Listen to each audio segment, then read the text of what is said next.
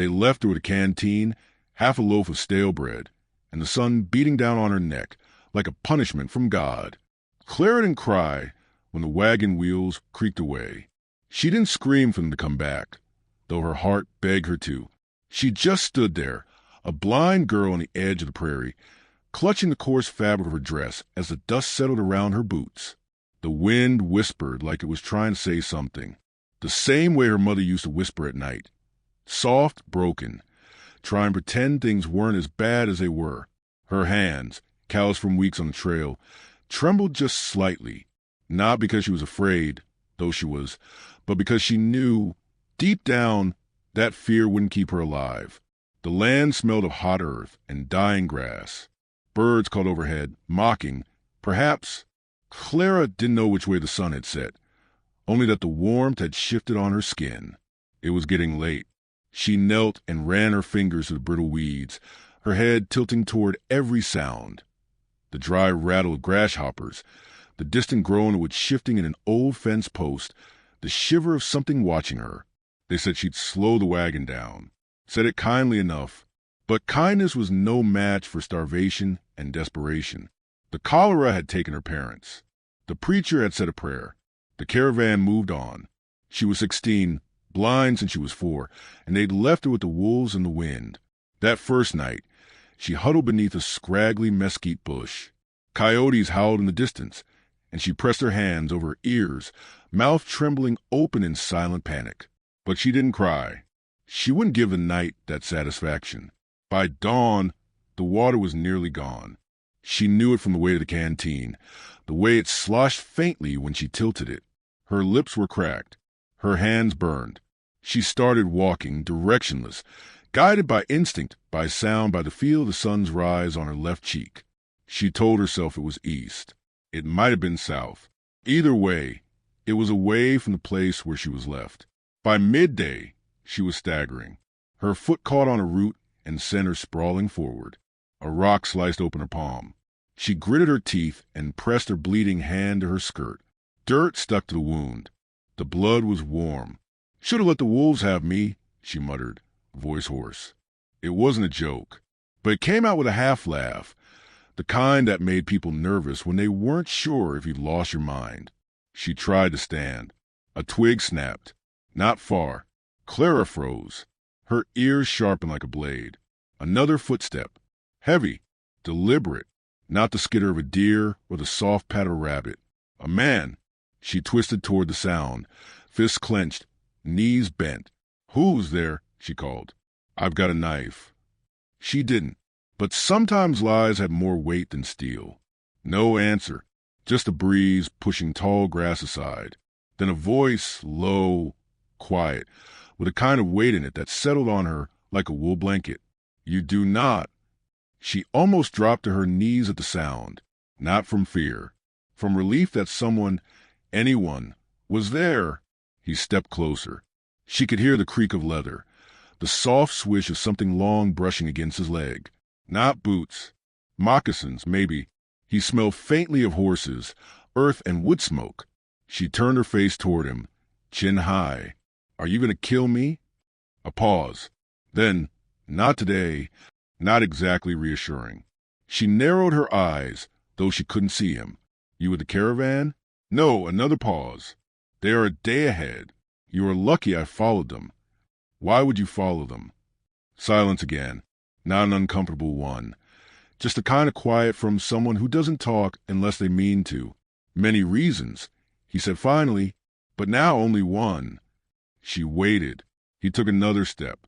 She didn't back away. She figured if he wanted her dead, she'd be dead already. "You were left," he said simply. "You should not die because they were afraid." She swallowed. Her voice cracked. "I don't need your pity. I offer none." He was standing very near now.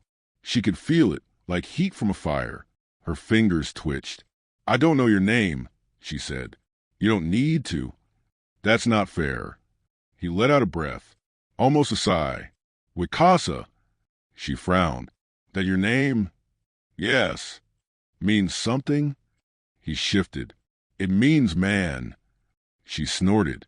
"That's not very creative." The corner of his mouth turned up. She could hear it in his voice. "You are clever." She shrugged. "Comes with not seeing. Makes you listen harder." He unhooked something from his belt, held it out. She didn't reach for it. "It is water," he said. Still, she hesitated. "You think I would poison you?" he asked, not offended. "Just curious. I don't know you." "Then know this. I will not carry a dead girl." That oddly made her laugh. She reached out, found a canteen, and drank. The water was clean and cool. Her throat ached with it. "Where are you going?" she asked, wiping her mouth. "Same way you are," he said. "Away." She tilted her head. "You don't know where I'm going. I know you want to live. That is enough." She stood slowly, legs trembling. He didn't offer to help. She appreciated that more than she could say. She turned her face to the wind. "Lead on then, Wicasa." He didn't answer right away. "Then you will walk behind. You will listen. You will not speak unless needed." She smiled. "Yes, sir." As they began to move, the prairie opened around them in endless silence. The wind hummed through dry grass. Somewhere a hawk screamed. They hadn't gone far when Clara stopped. "What is it?" Wicasa asked. She pointed with her stick. "I hear something." He froze. From beyond the ridge, hoofbeats. Slow, deliberate, not wagon wheels. Riders. Wicasa reached back and touched her arm. Just once, a firm press. "Down," he whispered. They dropped low in the grass. The hoofbeats drew nearer. Clara's heart thumped like a war drum. The riders weren't part of any caravan. She could hear it in the sound of their spurs, sharp, cruel, the kind that rode after the wagons, not with them. She whispered, "Are they?" "Yes," he said grimly. She didn't ask who. The fear in his voice told her enough. They lay silent as shadows passed just over the ridge. Wicasa's hand never left his bow, and Clara, though blind, knew she'd just stepped into something far more dangerous than abandonment. She was being hunted now, but she wasn't alone. Not anymore. The riders didn't linger. They passed like a storm cloud, dark, silent, and leaving something colder in their wake than when they'd come. Clara didn't move until Wicasa lifted his hand from her shoulder. Only then did she realize how tightly she'd been gripping the earth. Fingers dug deep into the dirt like it might anchor her to life. Her breath came out in sharp, careful bursts. He hadn't spoken, but his stillness had said everything. They were the kind of men you avoided, the kind that left bones behind. "They're gone," she whispered. "For now." She sat up slowly, brushing grit from her palms. "What would they have done if they found us?" He didn't answer right away. When he did, it was blunt. "Sold you. Or worse." She swallowed hard. Her stomach churned. "And you?" "I would be shot. Or worse." It wasn't said with fear. Just fact.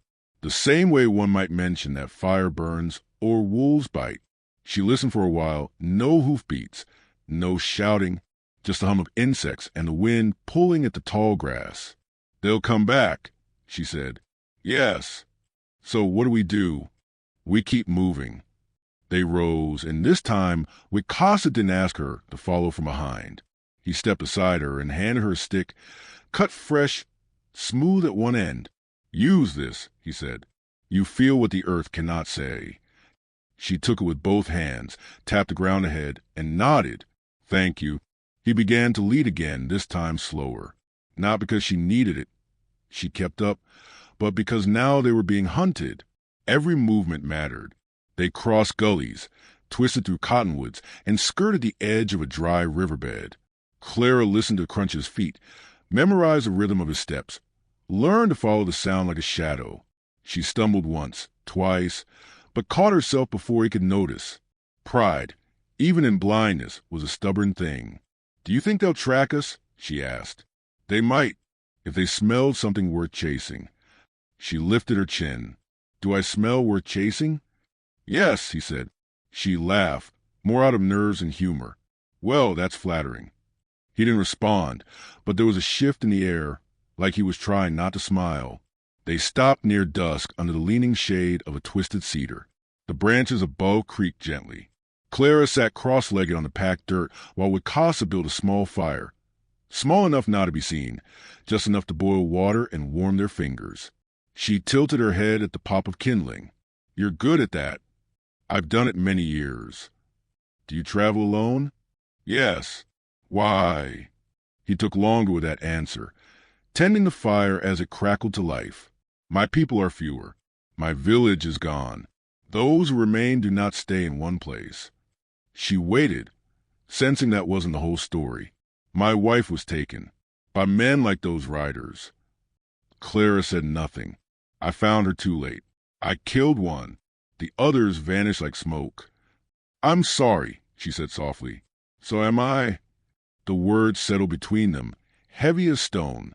"I know what it's like," she said after a moment. "To lose people, to watch them leave, to have no one. You are not alone now." The fire popped, and for a brief second, warmth wrapped around her shoulders like an invisible shawl. Wicasa handed her a strip of dried meat. She chewed slowly, grateful for the taste, even if it was tough and dry. When she finished, she reached the canteen and drank in silence. "Why do you help me?" she asked suddenly. He didn't answer right away. The silence stretched. "Because no one else did," he said finally, "and because I remember what it is to be left." She nodded. That was enough. More than enough. Night crept in quietly. The stars blinked above, cold and endless. Clara lay on her side, wrapped in a ruffled blanket he'd given her. She listened to the fire die and the sounds of the dark replacing it, whispers of wind, chirping insects, and the soft rustle with Casa adjusting his weight nearby. He never seemed to sleep. Or maybe he did, just with his eyes open and his ears sharp. The next morning they moved early. The air was crisp and the grass slick with dew. Clara's boots were damp within minutes, but she didn't complain. Wicasa led them into a dense stretch of woodland where branches clawed at their sleeves and the path turned narrow and uneven. A branch whipped across Clara's cheek, startling her. "Careful," Wicasa warned too late. She winced. "I can't see what you see." "You can hear it." She paused, closed her eyes tighter. Not that it mattered. Focus on the subtle rustle of leaves, the whisper of a branch before it snapped back. She stepped forward more cautiously, tapping with her stick, shifting with each change in the ground's tone. "Better," he murmured. She grinned. "You're kind of a terrible teacher, you know."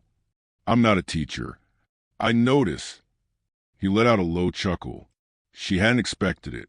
It felt like finding sunlight in a cave. They reached a ravine by midday. Clara heard the change before he said a word, the echo of their steps, the sudden coolness of the air, the rush of water nearby. "We climbed down here," he said. She frowned. "Steep?" "Somewhat." "I'm blind, not stupid." "Never said you were." He climbed first, guiding her hands to each root and jutting rock. She followed, her fingers trembling only slightly, knees dirty, breath shallow. Halfway down, a stone slipped under her boot and clattered below. She froze. "I've got you," he said. A hand caught her arm. Strong. Steady. She didn't know when she started trusting him, but the fear in her chest eased the moment he touched her. They reached the bottom, and she sat for a moment to catch her breath. "I used to be scared of heights," she said. "You climbed well." "I think I was more afraid of falling than I was of failing." He didn't reply, but she sensed the weight of those words sitting with him. They crossed the creek, icy water biting at their legs. He lifted her once when the current grew too strong. She didn't argue. Pride had its limits. On the other side, they found a small clearing surrounded by willow trees. Birds fluttered through the branches. Clara tilted her head toward the sound of them and smiled. "I haven't heard birds in weeks. They hide from the wagons." "Smart birds." She sat in the grass, damp but smiling. Wicasa sat nearby, whittling something with a bone-handled knife. "Why don't you carry a gun?" she asked. "Too loud. Too crude. But effective." "So is a bow," he said, "if your hands are steady." She nodded. "I wouldn't know." He tossed the carved wood at her feet. She picked it up, her fingers tracing the shape of a small horse, rough but beautiful. "You carved this." "I watched you walk," he said. You move like a Mustang, uncertain at first but proud. She smiled. That's the nicest thing anyone said to me. I speak what I see. She set the carving beside her and leaned back, letting the sun warm her face. I've never been this far from anything, she said. You're closer to yourself than you've ever been. She turned toward him. Is that a proverb? No, just truth. The breeze whispered through the trees.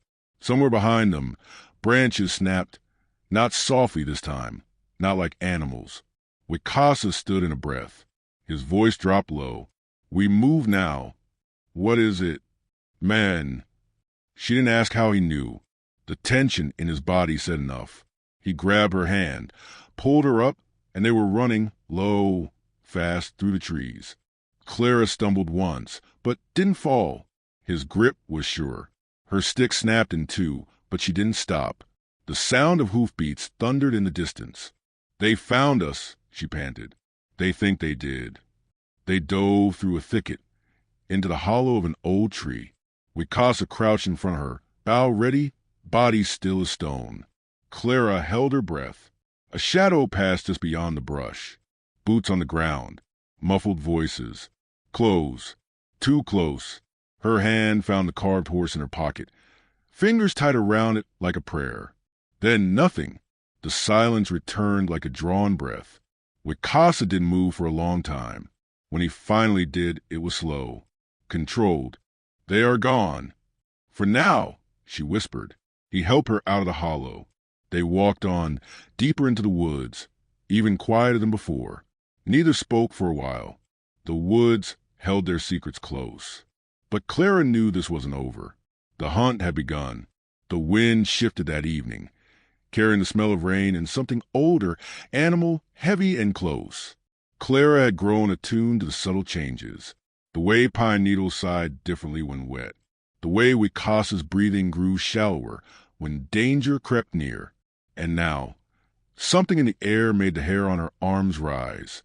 They camped near a cluster of boulders stacked like forgotten monuments, partially hidden beneath a canopy of old cedar. Wicasa built no fire this time. The men from before were still out there, and firelight was an invitation. Clara didn't argue. The memory of boots crunching so close to her hiding place still clung to her ribs. The silence pressed in. The woods felt too still. Wicasa was sharpening a blade, slow and methodical, his back to the rocks. Clara sat cross-legged nearby, her ears twitching at every creak and snap. I hear something, she said quietly. So do I? What is it? His hand stilled on the blade. Not men. She turned her head toward the sound. Something brushing against leaves, heavy steps, wet breath, low to the ground. Not cautious, confident, bare. He didn't answer. The silence spoke louder than words. She tightened her grip on the stick Wicasa had carved for her earlier that day. It was more charm than weapon, but it gave her fingers something to hold. The beast came fast, a crashing through brush, a low roar like thunder buried under fur and muscle. Clara barely had time to brace herself before Wicasa was up, positioning his body between her and the sound. The clash was short, brutal, and blinding in its violence. She heard the whistle of air as Wicasa swung a burning brand, snatched hastily from their fireless pile of smoldering wood. The bear howled, struck, then charged. Wicasa shouted something in Cheyenne, raw, guttural, defiant. Clara scrambled back, hitting her head on the rock wall. The sound of claws tearing earth, the hiss of pain, the sharp smack of flesh against stone, each noise vivid, terrifying. And then silence again. Not the clean kind, the kind filled with blood. Wicasa, she breathed. No answer. She crawled toward where she'd last heard him, her hands sweeping the ground until they met something warm. Cloth, then skin. She felt the slickness before she realized it was blood. He exhaled. Still alive. She pulled herself beside him. You're hurt. Not dead. She pressed her hands to the wound in his side. It pulsed beneath her fingers. Not too deep, but it needed binding. Tell me what to do. Pouch left side. Bark. Cloth. Wrap it. Her hands moved quickly, guided by his voice and instinct. The bark strips were soaked in some sort of bitter-smelling oil. She tied them tight around the gash, wincing every time he did. When she finished, her hands trembled. "You stopped it," she said. "Bear stopped itself," he replied, the edge of a dry laugh in his voice. "You saved me.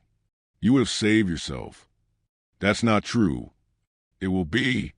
She sat back, breathing hard, blood drying on her arms.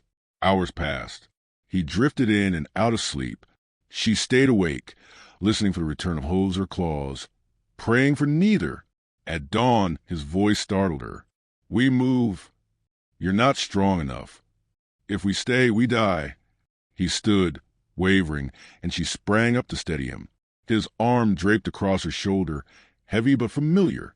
Together they walked, step by step, toward the rising sun. Clara led, not because he asked her to, but because he needed her to. The world had shifted. She was no longer the lost girl clinging to a stranger. She was the one placing each foot forward with purpose, listening to the earth, using memory and instinct to choose the safest path. Wicasa gave occasional direction, but mostly he leaned on her and said nothing. They crossed a shallow creek that glittered in the morning light. She knelt, dipped her canteen, and pressed the cool water to his lips. "You're lucky I was paying attention all those times you talked about moss and slope and current," she teased. He gave a tired grunt that might have been a laugh. They moved slowly, stopping often. Birds called in the trees, and she used their locations to orient herself.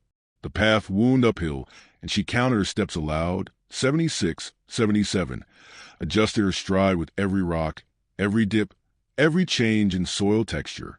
Wicasa murmured behind her, half-conscious, a mix of English and Cheyenne. She didn't understand most of it, but she didn't need to. She just kept walking. By afternoon, they found shelter beneath a rocky overhang. A spring bubbled up through the moss, feeding a tiny pool.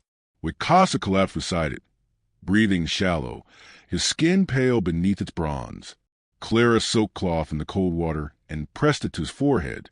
He flinched but didn't resist. "You're going to live," she said firmly. "You are sure?" "Yes." "You've become bold." "Maybe I always was. Just needed someone to see it." He opened one eye. "I saw." She laughed, wiping her hands clean. "I still can't believe you fought a bear." He shook his head. "I didn't fight. I survived." Same thing. The pool beside them was silent, except for the gentle burble of water. The moment felt suspended, sacred. "Wicasa," she began, then hesitated. "Back when you said they took your wife." I didn't know what to say. He didn't look at her, but his voice was soft. "There is nothing to say." "But there is. You didn't have to save me. You didn't have to stay." "I did." "Why?" "Because the world forgets girls like you. Because those men would not have stopped. Because my wife would have wanted me to." Clara felt tears sting her eyes. Not of sorrow. Of something else. Recognition, maybe. Of being seen, not as a burden, but as someone who mattered. "You didn't just save me," she said quietly. "You showed me I could save myself." Wicasa didn't answer. He didn't need to. That night, she stayed awake by the spring while he slept. The stars glittered above, framed by the overhang. She listened to the frogs croak, to the wind whisper against stone, to her own breathing. Slow, steady, unafraid. The darkness wasn't as terrifying anymore. In the silence, something new stirred in her chest. Not just survival, purpose. And for the first time since being left behind, she didn't feel lost. Not in the wilderness. Not in herself. They would keep moving at dawn. And whatever lay ahead, they would face it together. By morning, Wicasa could walk without leaning on her, though Clara insisted on staying close. The wound on his side was bound tighter now, and he moved with slow, coiled caution, like a man carrying memory in his bones. Clara heard the change in his footfalls, each step still deliberate, but stronger than before. They followed the creek south, where Wicasa said it might lead to a trading post. He'd mentioned it once before, just a dot on a map to most, but salvation if they reached it. Clara didn't need to see it to believe in it. She could feel his urgency, quiet as it was. The air was tense, not just from the looming threat of the riders, but from something unspoken between them. The night under the overhang had shifted them both. They weren't simply traveling together now. They were tied together by something harder to name. Earned trust, maybe, or something deeper. Wicasa paused at a ridge. Clara stopped beside him. "What is it?" He said nothing at first. Then, with a low voice, spoke. She sniffed, nodding. "I smell it, too. Campfire. Many. Clothes." Her stomach dropped. The men, maybe, or settlers. He reached back and gently touched her elbow. "Stay close." They descended the ridge slowly. Clara's stick tapped against the dry earth as she followed the sound of his movement and the crackle of fire that grew louder with each step. Then voices. Dozens of them. Some crying. Some arguing. Children. Women. Clara's heart leapt. "Is it a town?" "No," he murmured. "It's a refugee camp." They crested the final hill and found a clearing below, dotted with makeshift tents and wagons with broken wheels. Smoke drifted from several small fires, and men with rifles paced like they were expecting trouble. Wicasa motioned for Clara to stay behind a tree while he approached. He walked slowly into the open, palms raised slightly. Conversation halted. Someone shouted, and rifles were leveled. Clara held her breath, but Wicasa didn't stop moving. "I come in peace," he called. "I bring warning." "Who the hell are you?" a voice barked. Clara recognized it immediately. The same sneering tone from days ago, just before the wagon master declared her a burden. She stepped forward without thinking. "I know that voice," she said aloud. "It's Thomas Lyle." A gasp rippled through the crowd. Someone cursed. Wicasa turned, saw her coming in, didn't stop her. Clara stepped into the clearing, her chin high. "You left me behind." Silence. A long one. Then, "Clara?" The voice wavered now. "You left me," she repeated. "Blind, alone with a canteen and a prayer. You told the others it was mercy." Lyle stepped forward. We thought you were dead by now." "I'm not, because someone else thought I was worth saving." She moved to Wicasa's side, her hand brushing his. He didn't flinch, didn't move, just stood beside her, tall and silent. "They're coming," Wicasa said, addressing the group. "Riders. Raiders. They tracked the caravan before. They'll track this place too." A woman spoke from near the fire. "We've seen their smoke on the hills." "Then you don't have long," he said. Lyle looked around, shaken. "There's too many of us to move." "Then you fight," Wicasa said simply. "Or you run now." Panic stirred. Shouting began. Clara raised her voice over chaos.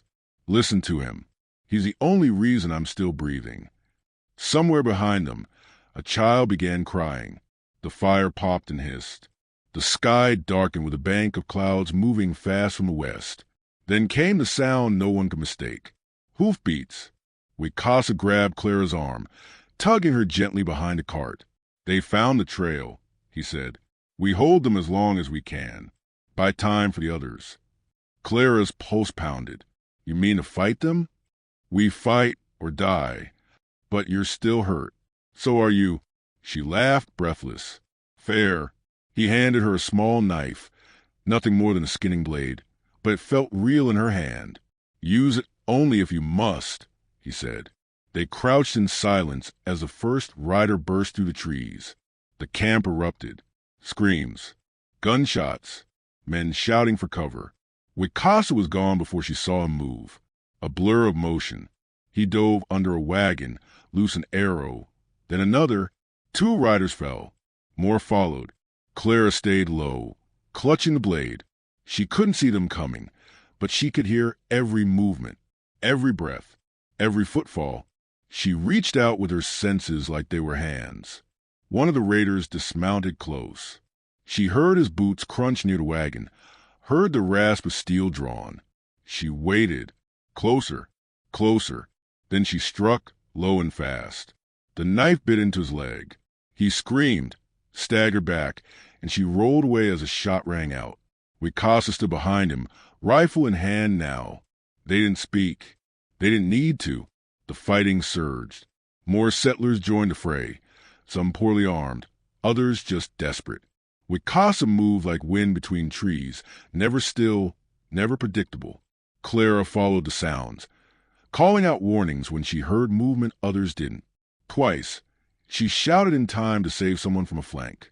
Her ears became their eyes. And then, silence. Gunpowder hung thick in the air. The smoke was acrid. The ground littered with bodies, some settlers, some raiders. Wicasa walked back slowly, bow hanging loose at his side. Blood smeared across his arm. Clara stood, shaky but upright. He met her eyes, though she couldn't see it. She felt the weight of his gaze like a sunrise on her skin. "It's done," he said. "No," she replied, breathing hard. "It's beginning."